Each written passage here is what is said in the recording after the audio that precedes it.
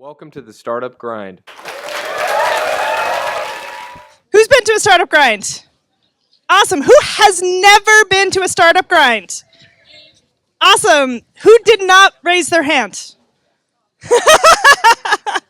Awesome. All right. Well, before we get started with the startup grind, I want to introduce somebody that is very, very special. He is the chapter director for Startup Grind here in Bali, and it's because of him that I'm even here in Bali. My name is Leah Marie, and I'm facilitating his 30-day program that he has at his resort over at Vision Villas in Genyar. And he is also the owner of this beautiful beach club. Is it opening week? Is it here? The second week of this beautiful beach club. Can we give a huge round of applause for the staff and all their help today? Awesome, awesome. So the chapter director is Roger James Hamilton, and I'm really excited to introduce him and that he was able to bring us all to this beautiful location to have a startup grind and learn some amazing insights, both from him and the speaker that we have tonight. So we do have a rule. As I bring him up to the stage, we are to give a startup welcome. All right, now this just isn't any normal type of welcome, okay? So everybody get up. We're going to practice for a round, all right? So everybody stand up. All right, to start, stomp your feet. Get stomping your feet. And then clap your hands. All right, the hands in the air. Go, yay, Bali! Woo!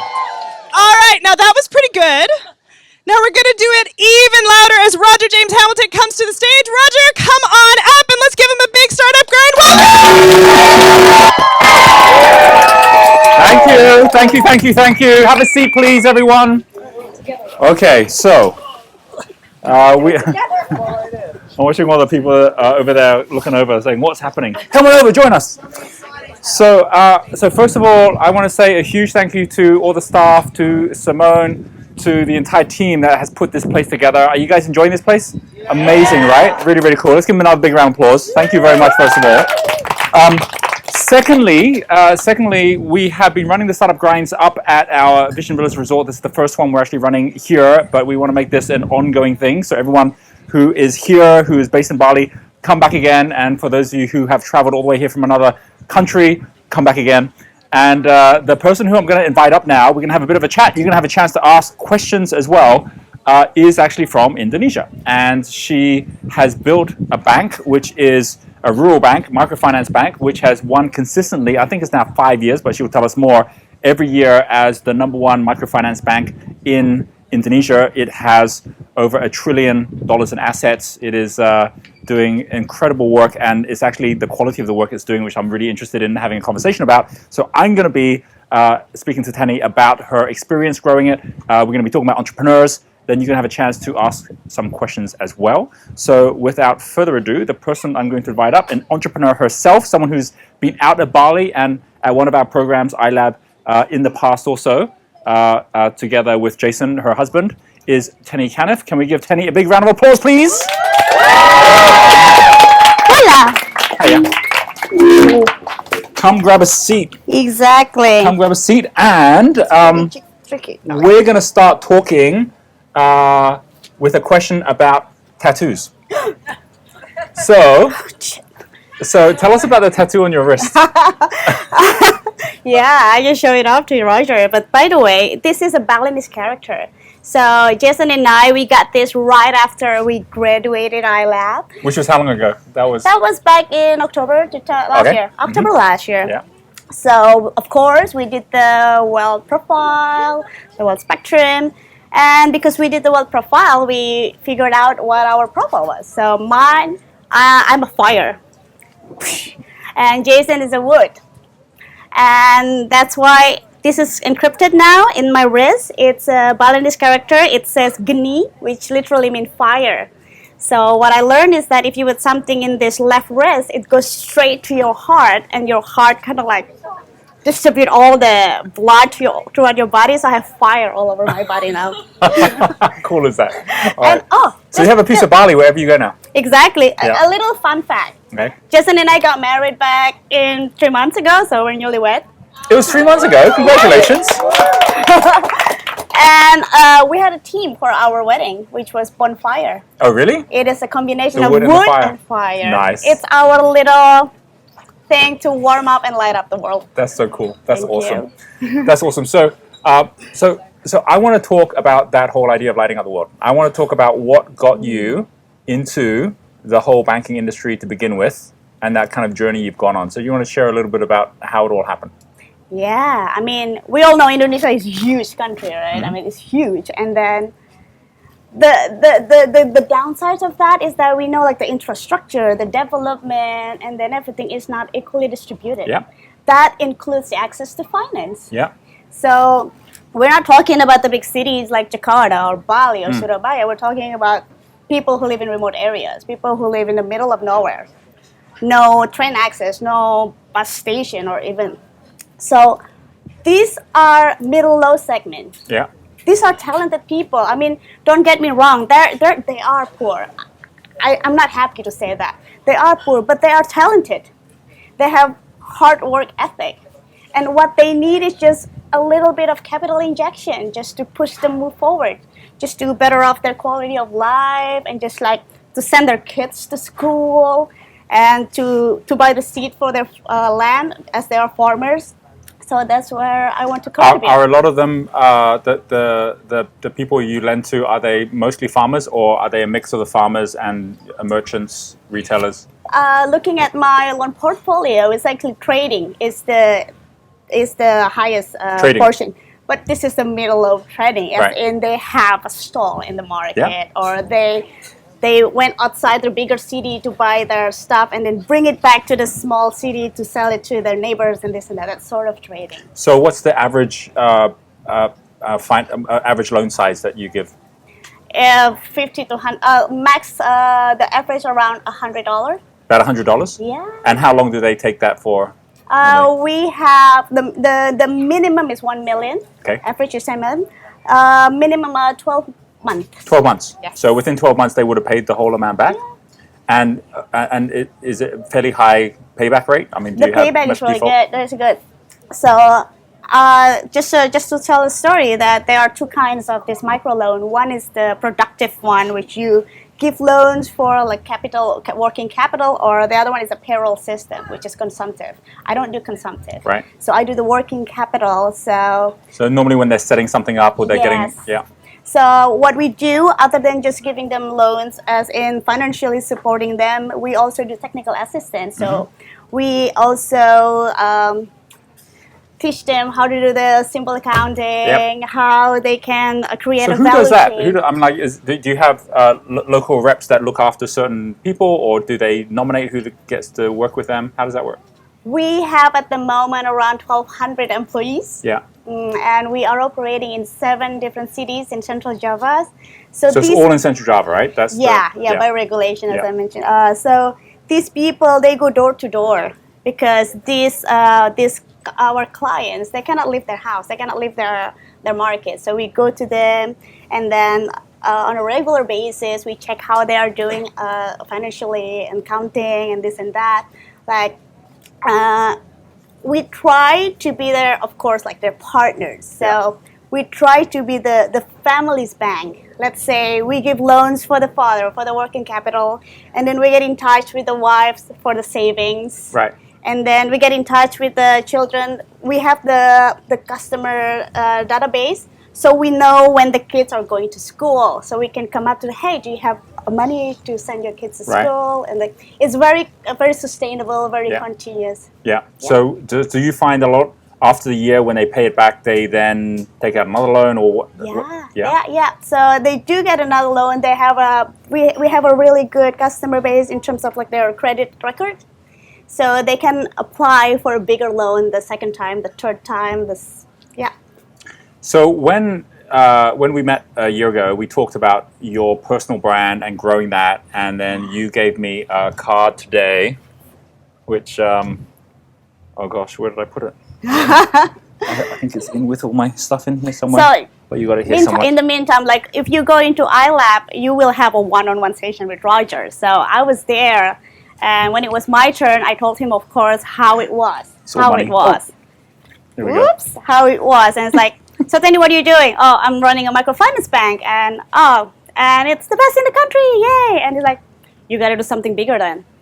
I mean, you don't stop there. Do something bigger. Play with the government. Make regulation. Do policies. So this is a World Bank card from the World Bank. So tell us about this card. What does it mean? So I'm a sucker for quotes. So it says, "Be so good they can't ignore you." So it's great. I've been very, very dedicated in this industry, and I guess as simple as Crystal Kennard had a session at iLab about personal branding. Yeah. Mm-hmm. Yep. So also Attila. Yeah. They went through, they analyzed my LinkedIn profile and this and that. It's like, oh, you gotta do something with this. You have something big, you have more than 500 network. You want to be seen, Tenny. Oh, okay. So after iLab, I fixed everything, put my CV online, this and that, and then I didn't apply for this job. I got literally offered. So World Bank came to you? Yes, World Bank came to me. I put my let's say tagline, microfinance as what was it again? He's my guy. Microfinance expert and venture enthusiast, social advocate. So he's my communication consultant. So someone at the World Bank, someone at the World Bank goes into LinkedIn and goes, I need a microfinance expert in Indonesia. Microfinance expert, Tenny comes up. Exactly. So it's great. So they actually gave me a call. Yeah. So what are you doing now? Oh, I'm just running my daily business, and like, will you be interested to be a consultant for our new program of Indonesian microfinance? It's a responsible finance program. Like, sure. Okay, can you send us your CV and we have an interview next week? Okay. So I showed up next week. You're accepted. Cool. You know, it was super easy. So what this means is that you're not just running your own private company. You're actually now representing the World Bank on behalf of Indonesia because they're looking to create smarter regulations to support all the microfinance organizations, right? Yes. So this is a very rapidly growing industry. Yeah.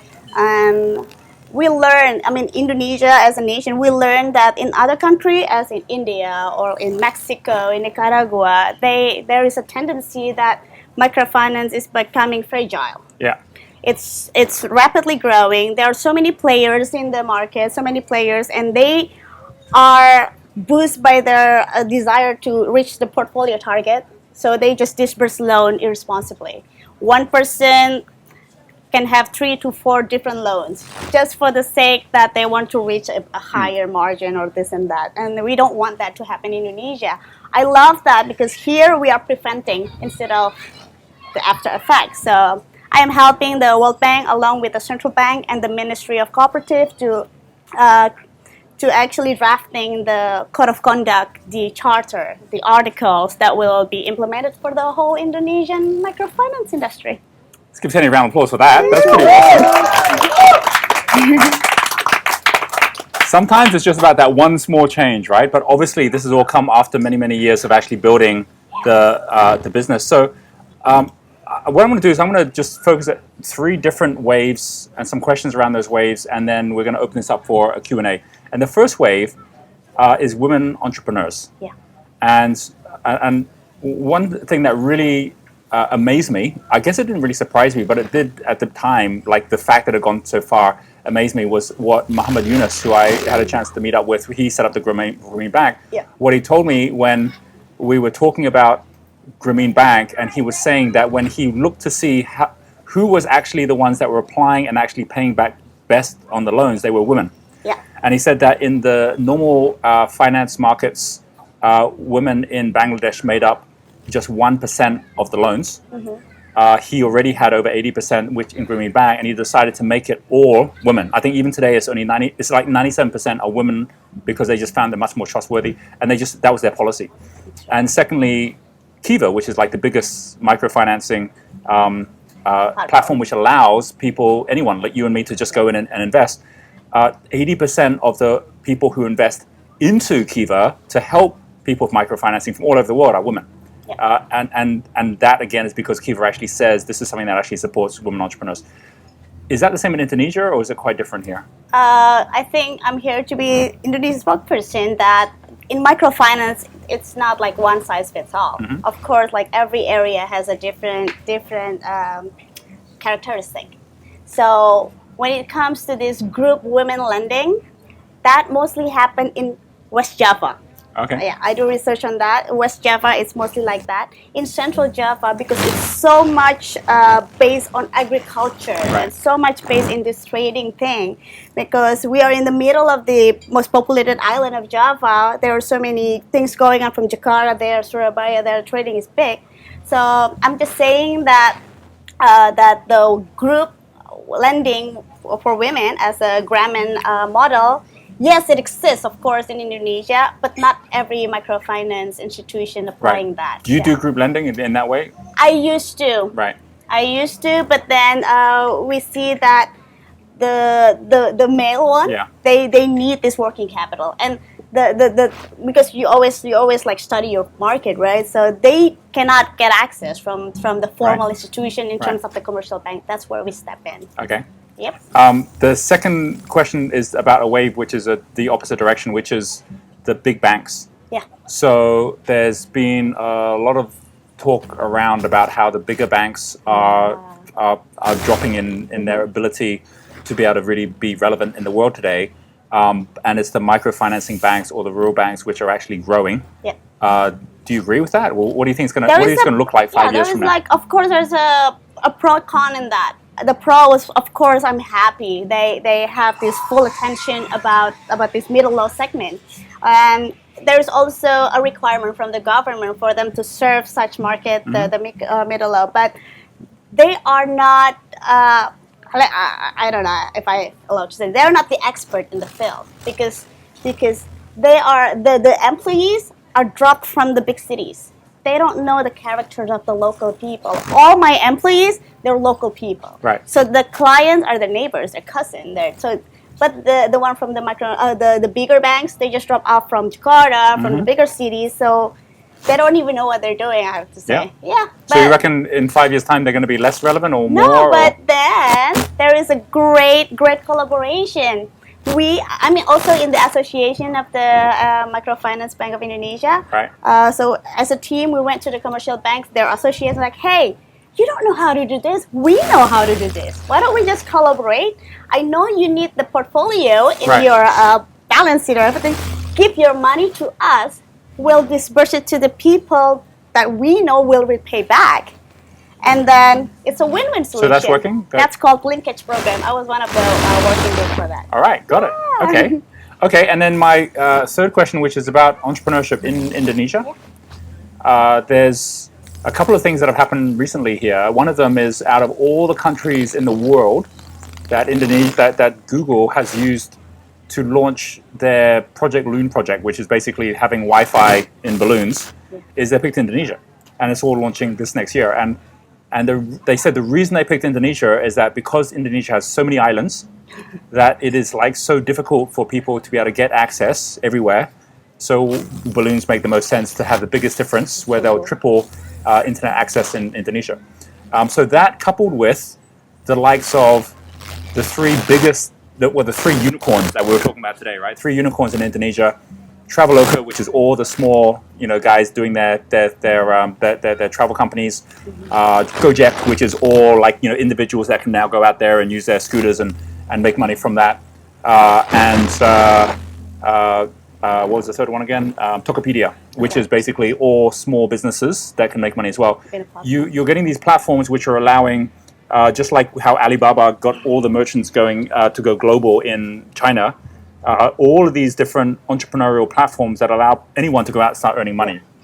And a lot of people said Indonesia, as the 4th biggest country in the world, is not too far behind India in terms of being able to actually grow through tech companies. And that's a large part, as you know, where we work. You see it on the ground from the point of view of those out in the rural areas as opposed to those going to the cities. Do you think that Indonesia in the next 10 years could end up becoming well known for its entrepreneurship, or do you think it's going to take longer?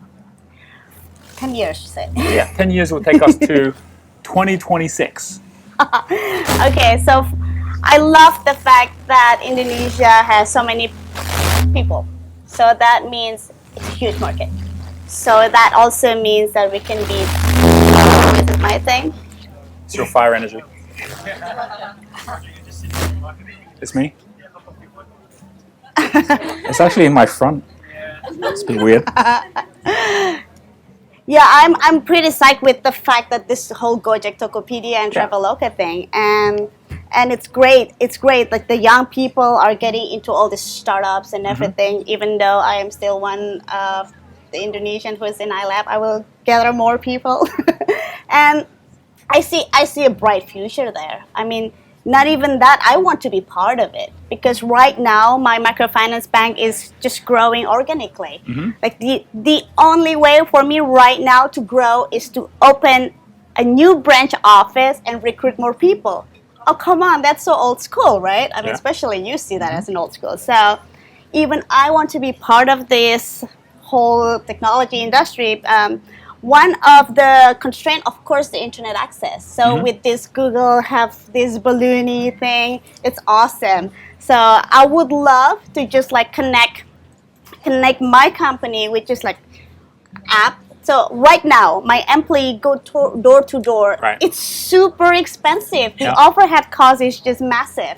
So what is the best way to cut that cost, right? So and then I was skeptical whether the Indonesian people, especially the middle low, are they ready for this Right. techie thing? Apparently, Gojek is Yeah. doing great. So Yeah. oh wow, they are ready. So I am developing a fintech company in terms of, so I want my clients, even up in the mountain, even up in the middle of the rice field. I'm like, oh, I need 5 million. Get his smartphone, and my employee will come to them, Yeah. just like to process more. So there is no more overhead cost. Yeah. So if this industry can be developed from every single aspect, I would say less than 10 years because there's so many growing industry in Indonesia and it's just there. We just need investors, I think. Yes, bringing both sides together. Yeah, right? bringing both sides together. Let's open this up for questions. This could be a question about anything around tennis history or just anything you're sharing as well. So yeah, go for it. Oh, do we have a mic? We've got a microphone as well, so we're going to bring a microphone over. Trapped on around. Here we go. Who are we going to first? Going to-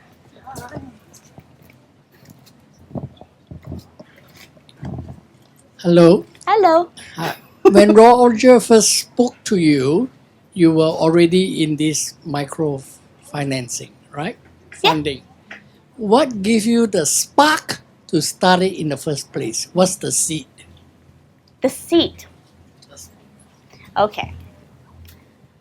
I graduated from the top universities in Indonesia, and then I got scholarship in Harvard. I got scholarship in Italy, Germany, and this and that. I have options. I can work for multinational companies. I can work abroad. But then again, you don't want to just make an income.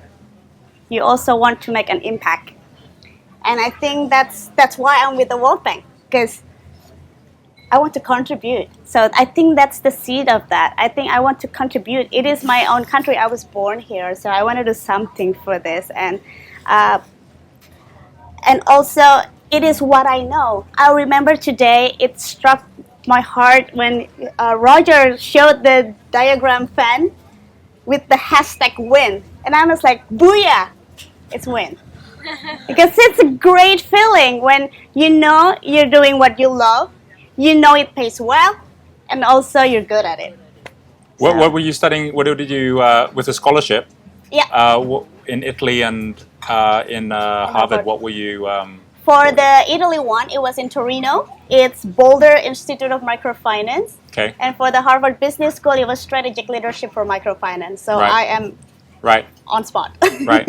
So you were an expert even before you actually got back into. But were you already sure when you went to both of those you were going to come back to Indonesia? That was your plan, yeah. Yeah. Yeah. Awesome. All right. Thank you. Let's take another question. Yeah, yeah. So Terry, what was the required infrastructure you had to start with this microfinancing, and when did you start it? Which year you started? It was, I've been in the industry for 13 years. So right after undergrad. And the regulation, it's super easy. Like the capital, you don't really need that much. The regulation changes over time. But then again, I think the hardest part is not about the infrastructure, it's not about the capital, it's about the people. Knowing the fact that I am operating in a small city, it is not easy to recruit people. And as I mentioned earlier, I don't want to recruit people coming from different cities. Right. So I just hired local people. That's the biggest concern. So I had to. They're like high school graduates. I mean, they don't. The people in that area, they don't even go to university. Is there any microfinance degree or anything in Indonesia that people can take? Does that exist? There's only like faculty of economy, so it's basically just a general. It's just general. thing. So you have to go overseas if you want to get specialists. Yeah. What you said about what you're doing with the World Bank, which is the trust of the people who are taking the loans.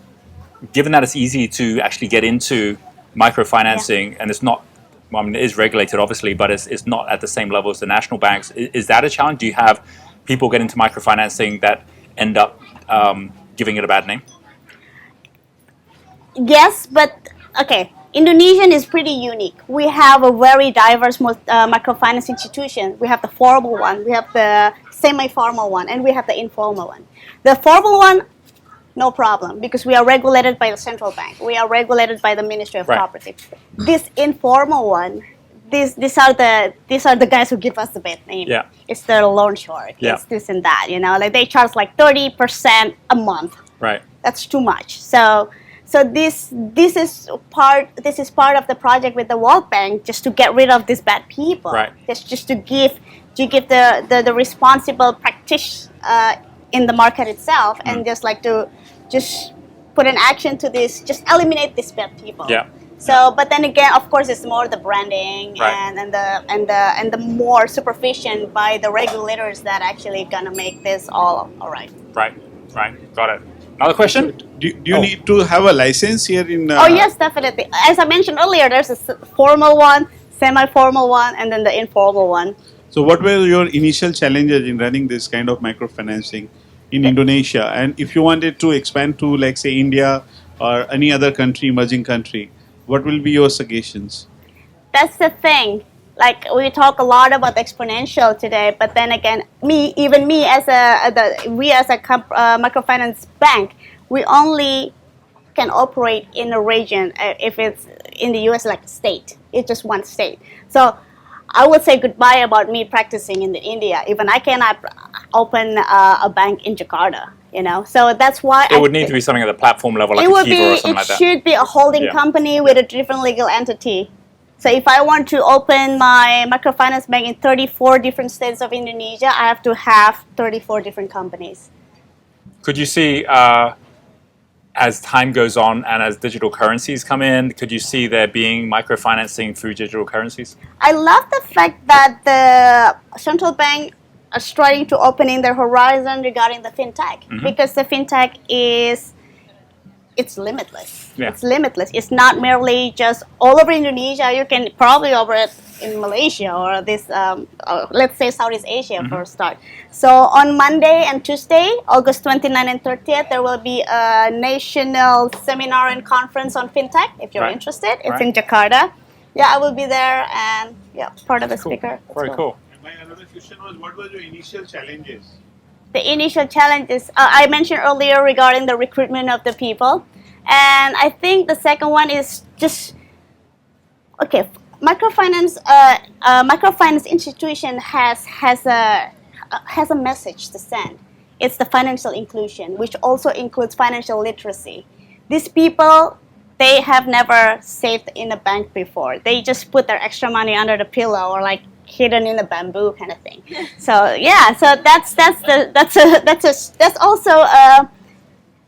that's also the thing that makes it's so heartwarming, that you are teaching them about investment. You are teaching them about, hey, if you leverage your business, you will get more and it will grow in a sustainable. That's one of the things. So it's financial literacy, I would say. That's one thing Muhammad Yunus was saying, was that because they were educating the women on financial literacy, at that time, 10 years in, 3/4 of all of the people, all the women on the Green Bank books were net depositors. They actually, even though there's microfinancing, they actually had more money in the bank than out of the bank, so that they weren't even taking the loans because they just built up their wealth Yeah. then deposit it as well. Yeah, because that's also part of the objective. It's to better off their quality of life. It's to let them know what investment is about, that your money can actually make money. Yeah. They're not familiar with that in the first place. So it is one of our tasks. It's like, you have money. If you put it under your pillow, it stays the same. If you put it in us, it will grow.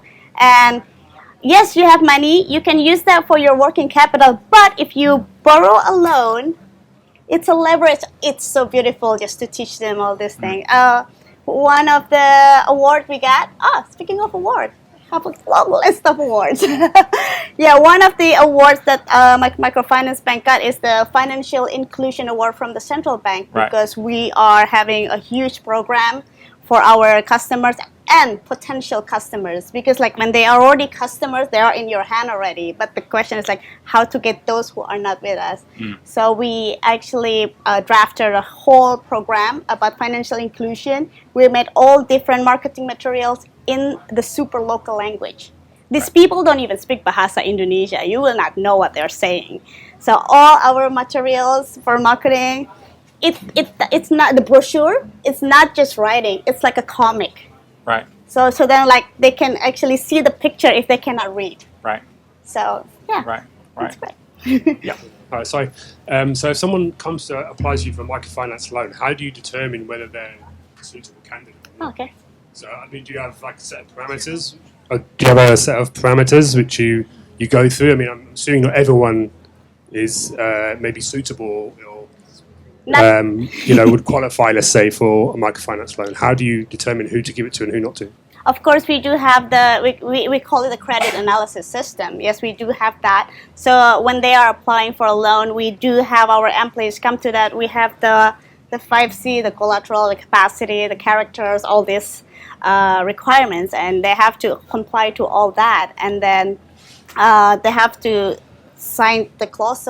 It's okay. Let's just put it like this: microfinance bank. It's similarly the same as commercial banks or banks you're dealing with. The difference is that it's way simpler and for middle low segment. It's basically the same. When it comes to loan disbursement, proper analysis, because we are also supervised by the central bank, and they want that to happen. So it happens that we actually reject loans because the person Is it a high percentage or? No. But then again, the literacy, the financial literacy work there. When we know that a person is not suitable, we'll let them know why they're not applicable in that, and we teach them, this is what you should do, and then in the end, they will be our customer. Right. All right. May I know what's your annual turnover? May I know what is your annual turnover and what's your next step for the expansion of this microfinancing? Are we talking financial ratios here? So our return on equity is 40%, and return on asset is 5.8%. The growth year on year is 28%. So I think it's really growing. Right. How are you going to expand actually this business now? We have this principles that, let's say our office is in this right here. We never opened offices like jump there or jump there. It's always like when you have a tissue and you drop a water, it's always like that. So our offices are working like that. If you see along the years, it is not massively like, all over Central Java covered. No, it's not like that. We grow very, very sustainably. And I love that. And it's also part of the word of mouth. And right now, at the moment, we have 82 offices all over. 82. And so you're going to keep on growing those, or that's Yes. one pathway, but obviously the That's whole the fintech organically. side. That's the organically. And the unorganically, we would like to even broader. Yeah. Is your company listed? No, it's not. It's not. It's still private. When the fintech is happening, it will be something like that because I want to put them in the holding thing. So when it's and then the investor coming in with more money to be dispersed. Okay, final question. Yes. You've grazed on this a little bit, but what impact do you see blockchain technology having on the microfinance industry, and is that a key piece of what you're looking at with your fintech? The impact of the fintech. of blockchain technology in specific. What is blockchain? Blockchain. Oh, blockchain. We talked about blockchain today. We talk about blockchain. Oh, actually, I'm not familiar with that.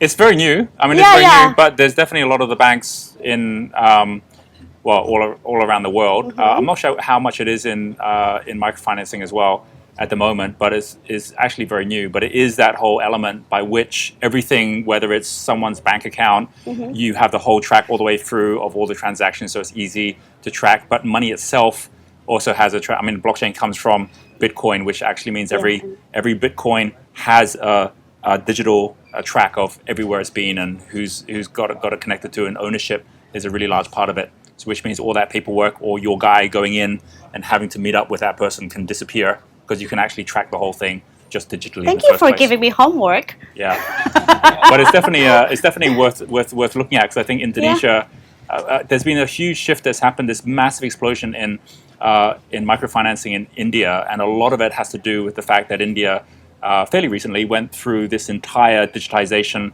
of its ID system, which means that everyone now has got very, very clear digital footprints in everything they do, and it makes it much easier to know you're not going to have any corruption through the government or through local levels. It's much easier for someone to actually know that they've got their identity secure.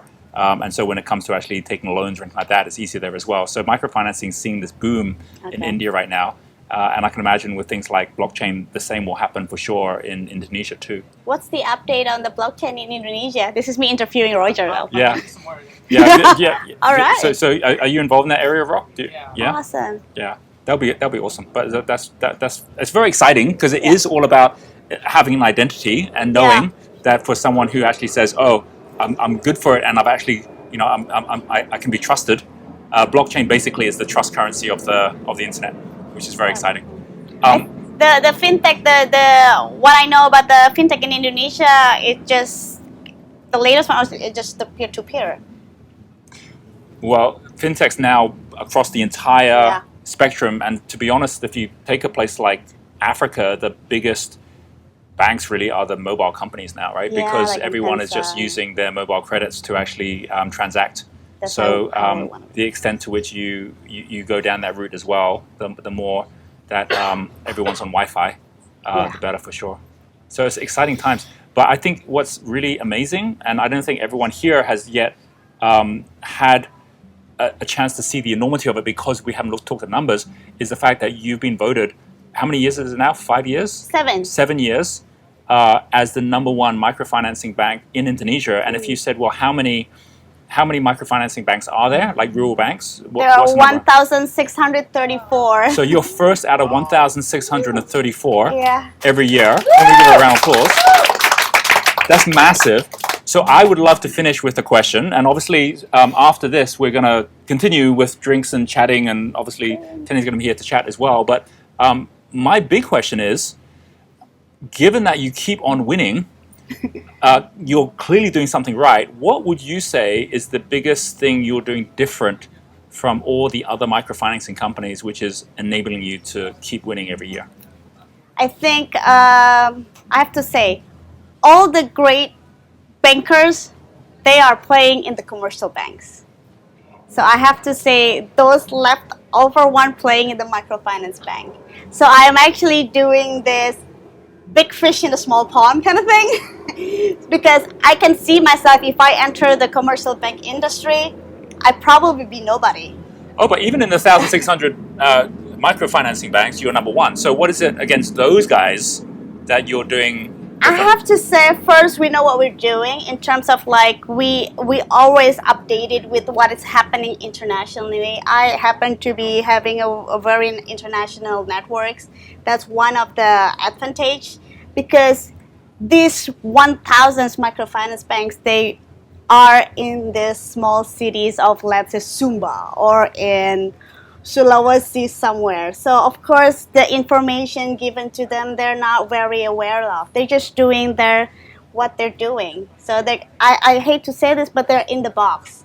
So that's why, knowing the fact that I have the capability to be outside the box, I joined the Association of the Microfinance Banks, the International Board Committee, so that every single information that I get from all over the world, I make sure it's put there, Right. and then it's dispersed to everywhere. And regarding the fintech thing, I have two business models. One is to be selfish, is to make my company bigger, and the other one is just to bring the industry bigger. Like it's like, you know how when it comes to Gojek, as a customer, you find your Gojek driver and they come to you. I want an app that if I happen in this zone, if I want to apply for 10 million loan, it will list all the microfinance bank in the area. So it's me being not selfish. So I want the industry to grow bigger as well. Yeah. So so contribution again. That's very awesome. That's very awesome. Well, like just ending on that, and just the whole idea that, like, the fact that you traveled all the way around the world to come right back, and that whole thing we talk about, which is think global but act local, which is exactly what you've done, which is really the reason that you're able to compete with all these other local companies, but at a world-class level. And I think that's a really, really great example for all of us in our business, whatever it is and wherever we are as well. So can we please give Tenny Canniff a big round of applause for sharing. And I'd like to just add something both to you and also for everyone here who's experiencing this beach club for the first time. This is the Entrepreneur Beach Club, which we have designed as a vision to allow anyone who is looking for a co-working space on the beach with 30 gigabits per second internet and a community to connect up with, and to be able to work on the beach as opposed to in another co-working space in the city somewhere, that this is something that can multiply all around the world. And one of the big areas that we really want to focus at is that it really is community, which means it's linked to the idea of supporting the local entrepreneurs in each area as well. So we haven't officially opened here yet. We will be doing that in the next month or two. But what we want to do is just at least get that word out that in the future, the idea of a place like our beach club to be also a center for something like microfinancing, which allows people who come here to actually know they can either put money in to support local entrepreneurs, or for the local entrepreneurs to come and not just find a way to get support, but actually to get mentorship as well, is going to actually make both sides benefit from all of us here who want to go out there and make a global difference as well. So with that being said, just to know a little bit that we've actually see this as being definitely number one of the beach clubs that actually start around the world, and come back as often as you can. I wanted to just finish by bringing someone else up here who is going to say a few words, and that is our General Manager of Entrepreneur Resorts, Simone Holt, who actually put all this together. So can we give Simone a round of applause? Thank you, Simone. Awesome job. And you have something there that you would like to make an announcement about. Yes. So I'll be quick. Thanks everyone for coming, and I hope you enjoyed tonight and our first Startup Grind event and Indonesian representative. It's been an awesome night and a pleasure to have you all here. But I just wanted to acknowledge a couple of people. Malcolm, you're one. So Malcolm worked with us on bringing this place to fruition. He was here day in, day out, and I think the outcome of this building and the energy in the space is just phenomenal, and that's a lot because of what Malcolm's done. So I've got a little present there. Come up, Malcolm. Come on up, Malcolm. Come on, let's grab a photo. Let's grab a photo here. Our first event here at.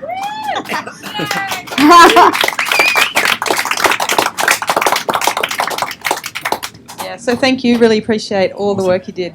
Amazing job. And one other person was Cynthia, Chef Cynthia Louise. So she brings a lot of heart and soul to this place here with her amazing food and her mentorship of our kitchen staff and all our staff. So I just wanted to thank you for doing everything you're doing. It's amazing. And I think you want to say a few words, because she loves to be up here. Who's still hungry? Because we have heaps of food in there. We have the most beautiful salads. We've got a fridge full of cakes, all gluten-free, dairy-free, like really serving your organs. We have so much stuff on the menu. So have a look at it and place your order. Thank you. Photo. Let's take a photo of all of us here.